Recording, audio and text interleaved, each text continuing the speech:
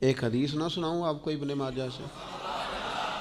ترمذی شریف میں بھی موجود ہے، مشکات میں بھی موجود ہے۔ حضرت ابو امامہ باہلی رضی اللہ تعالیٰ عنہ فرماتے ہیں کہ نبی پاک علیہ السلام نے میرے سامنے یہ الفاظ بیان کیے، اور یہ ذرا الفاظ دیکھیے حضور کے کس طرح کے ہیں۔ حضور فرمانے لگے، میرے دوستوں میں سب سے زیادہ میرے نزدیک قابل رشک وہ مومن ہے جو ذرا ہلکا پھلکا سا ہوتا ہے، اس پر ذرا ذمہ داریوں کا بوجھ کم ہوتا ہے، جس کا دائرہ زندگی ذرا محدود ہے، ہلکا ہے، بہت زیادہ اس نے اپنے اوپر بوجھ نہیں ڈالے ہوئے۔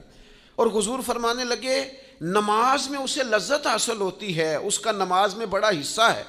فرمایا اپنے رب کی عبادت کرتا ہے تو خوبی کے ساتھ کرتا ہے، اپنے اللہ کی فرما برداری کرنا یہ اس کا ترہ امتیاز ہے، یہ بندہ قابل رشک ہے۔ اور حضور فرمانے لگے، وہ جو کچھ بھی کرتا ہے نا، کرتا چھپ کے ہے۔